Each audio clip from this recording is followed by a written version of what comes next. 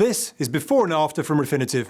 I'm your host, Roger Hirst, and today we examine some possible positions and insights in the US and European markets as we look at the upcoming US Conference Board Consumer Confidence and the earnings of French wine and spirit maker Rémy Cointreau. Let's get right into our before segments.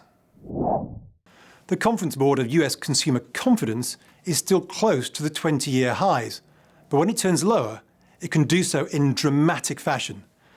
Consumption accounts for about 70% of US GDP, and over the last 5 years, 85% of US GDP growth. Investors are looking for any signs that the consumer is coming under pressure and that the slowdown in manufacturing is spreading to the wider economy. There have been some recent hints that the outlook has deteriorated, but so far, this key indicator has remained resilient. Now, the economy of the US is disproportionately dependent on consumer confidence to counterbalance the stall in business investment and a contraction in exports. Last month in October, the consumer confidence number failed to rebound from the September slump, and it marked 3 straight months of declines in the figure. Though to keep that in perspective, this was from near to the multi-year highs. But just how important of an economic number is it?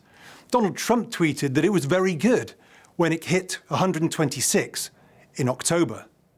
But this is also a data point that can fall off a cliff, as it did prior to the last 3 US recessions. So what is the bottom line? Well, we've seen 2 straight consumer confidence readings come in below median estimates. Most analysts have priced a small bounce off the October number to 127 this time round. And after last month's weaker number, TLT, which is the US government 20-year bond ETF, rallied 2.8% in 3 days trading. That's a pretty impressive move for the bond ETF. It's also a clear sign that if consumer confidence collapses, so will rates in the US, i.e., bonds will rally and yields will fall.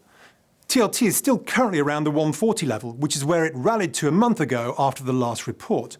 A reading above 130 on consumer confidence, which would be a big shock to the upside, would see TLT sell off back towards those November lows of 135. But another weak number, and TLT will be off to the races on the upside for the remainder of 2019, challenging the highs of 147. And overall, well, no one really wants to see this number breaking down, because that would imply that one of the foundations of the US economy is starting to shake. Rémy Cointreau is the venerable French spirits company known the world over for top-shelf brands such as Rémy Martin and Louis XIII Cognac. It reports earnings later this week on the 28th of November. Rémy Cointreau makes and distributes premium wines and spirits worldwide. Its second largest market is Asia, where there are concerns that the slowdown in China and the unrest in Hong Kong have been hitting the sales of many luxury brands. This weekend's interest from LVMH for US jewelry maker Tiffany shows us life in the sector, though Rémy had very little reaction to that news. Rémy has been underperforming other global luxury names over the last few weeks, and a breach of the 115 level could open the door to significant further declines in this stock. Why do we care? Well, Rémy is a luxury consumer brand that will tell us a lot about the top end of the market and how it's spending right now. The last bastion of economic strength is usually the luxury consumer, which is probably why these names often carry such a lofty premium.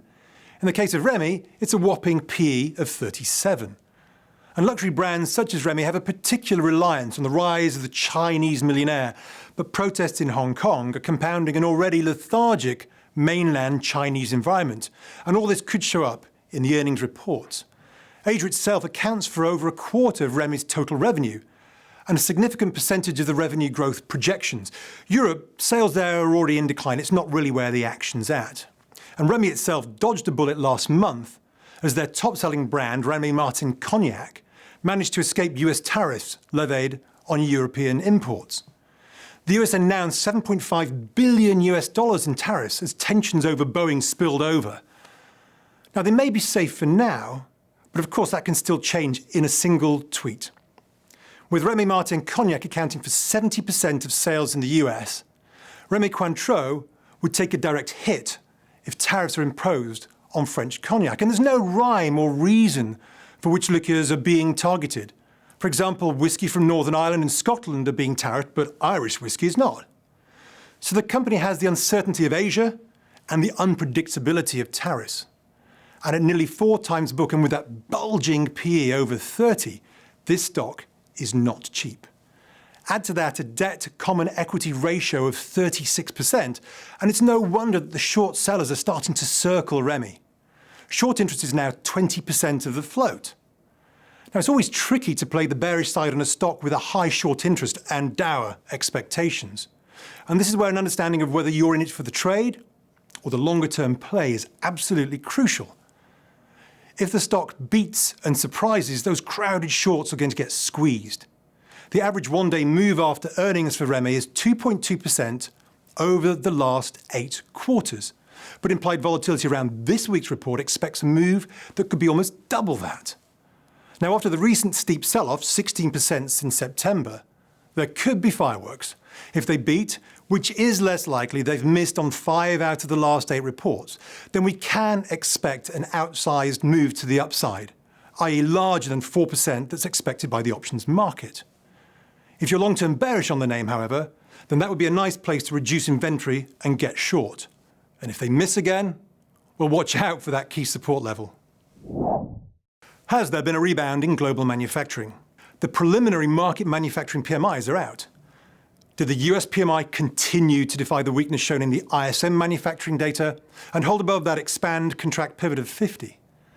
Yes, it did. It turns out that the number was stronger than expected at 52.2 versus 51.5 expected. It was, in fact, a 7-month high, potentially signaling a short-term bottom in US manufacturing data. But the markets themselves yawned at the reaction, with bonds little changed and equities just slightly bid. Perhaps, in fact, the recent risk on environment has appropriately priced in the bottom, and therefore the surprise is minimal. Or perhaps investors are now focusing their attentions on the fortunes of the consumer. There it is. US consumer confidence and France's Rémy Cointreau in the before, US market manufacturing PMI in the after, Refinitiv data throughout. This has been the Tuesday episode of Before and After. Please be sure to like, subscribe, and hit the notification bell. Share us with your friends, and I'll be back on Friday.